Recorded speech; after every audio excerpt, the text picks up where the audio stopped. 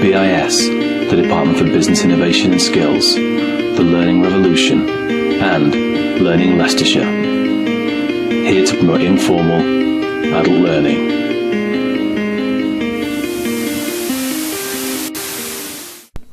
Hello and welcome to this video, which is all about the Windows operating system.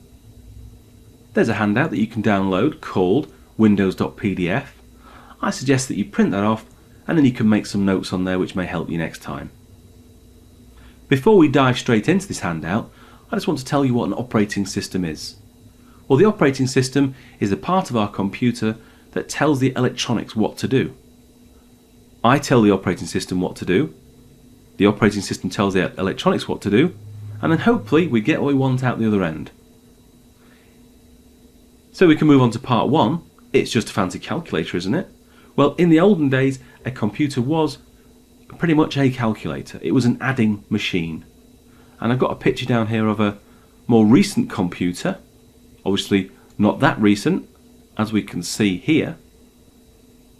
But it was still quite a hard piece of equipment to control. We had to type in commands on the keyboard to tell it what to do, and then it would come back with our results at the other end.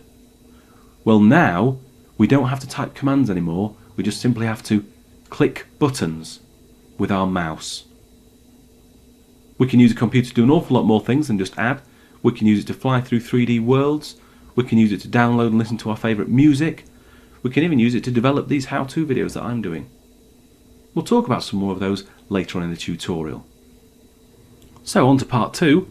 Windows, it does what it says on the tin. Well, let me just get a few windows open. Well, we've got this window here open. I shall open up some other files and folders, just so we've got a few different things open on the screen. And that will help to visualize what a window is. This is a window, and within this window we've got an image. This is also a window. Within that window we have a document. This is the windows.pdf document. That's also within a window. We've got a calculator. That's within a window. So as you can see, Windows has made it very easy for us to display, view and use our programs and software on the operating system. But there are other operating systems available out there, and we all need to be aware of those. I've got some pictures of those. Here's one picture of the Mac OS X operating system. It's quite similar to Windows. And then also got another picture here of Linux. That's another slightly different operating system. They both work in different ways, and they both look slightly different to each other. Well, now we've looked at what a computer is and the operating system. I've also explained Windows and how the Windows system works. We can look at the Windows 7 interface. First of all, I want to clean off my desktop, and in Windows 7 we've got a cool little button down here that first of all, if you hover over it, it will show you your desktop, but also if you click on it, it will make everything that's on your desktop disappear down onto the bottom taskbar, everything that we've been using. Well, the first place to start in any Windows operating system is the Start button. And you can see there it's a little orb. On Windows XP it was a little green Start button, and in Vista I think it was still a orb like it is now in Windows 7. We can click on the Start button, which will allow us to start anything within our computer. We can start different pieces of software, as we've got on the left hand side of the box. Or we can view different files and folders, like on the right hand side of our box. If I wanted to view my file, I will click on Nathan. And there we go, it opens up all of the folders within my file. I've got my documents, my music, my pictures, my videos. It's almost like we've got a big filing cabinet like you'd have in your office. And one of those drawers is called Nathan at the top. And within that drawer, I've got a file called, well, if I click onto my pictures. So within my drawer, I've got a file. Within that file, look at, there's all these different folders. Within, well, this folder, I've got a picture. So it's very similar if you think about it as a physical filing cabinet, it's really easy to understand the folder structure of your computer. Similarly to the desktop.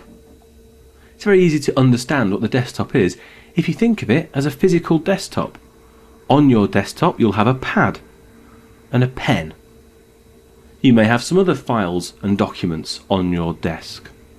Like I've got down here, I can just open up my images, and that's like you getting out your photo album, putting it on your desk. You can go through those images. So think of your desktop as your workspace, and on your workspace you have your different files and folders all open. You can put them on top of different files and folders. You can put them away, or you can close them, just like you would on your real desktop in your real filing cabinet. Other things to look out for on the interface are icons. These here are icons. I can go straight into my folder by double clicking with the left mouse button on my folder, and it opens up my folder again, as we can see there.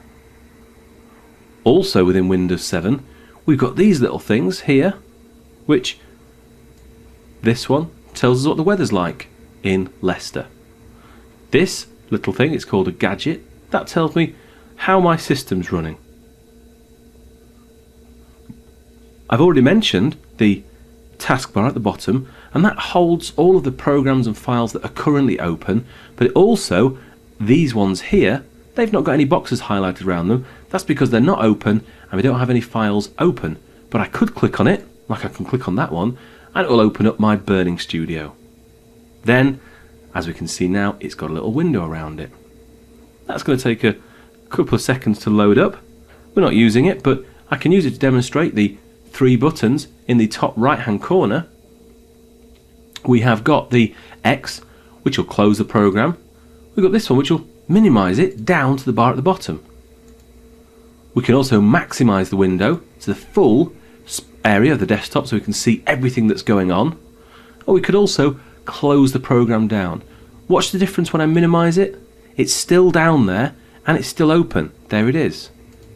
If I close it, it actually closes the program and it's no longer there. Well, that is a brief pit stop tour of the Windows 7 interface. Next, we will look at some other examples of different things we can do on our computer. Well, one of those examples is Microsoft Word. We can use that to write letters. We could use Microsoft Office Excel. That's like a great financial package to allow you to do all your accounts, or even a break-even analysis I've got here. Minimize both of those down. We can use programs like Paint to draw pictures. You can use this to add stuff on top of your photographs if you wanted to. Just close that down, and I don't want to save it. We can surf the web with Firefox. That's going straight onto Google. Got some great videos on Google. And we can also play games, use it to view all our pictures from our digital camera, and even use it as a calculator.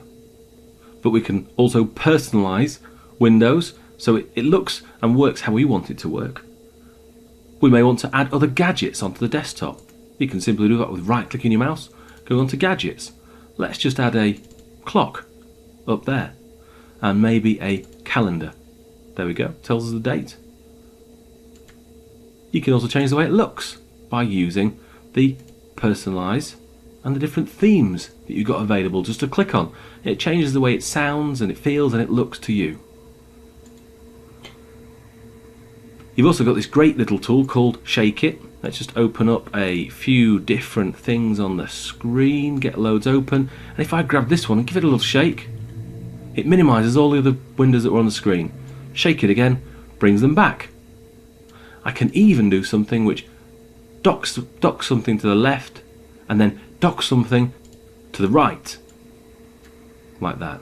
That's really helpful when you're transferring files around, or if you wanted to work from 2 different files at the same time. There's loads of other cool things you can do with Windows 7, and if you've got any questions, post them in the forum. But thank you very much for watching this video, and I hope you come back to look at some of the other ones. I've been Nathan Revell, thank you very much, and hope to see you again soon.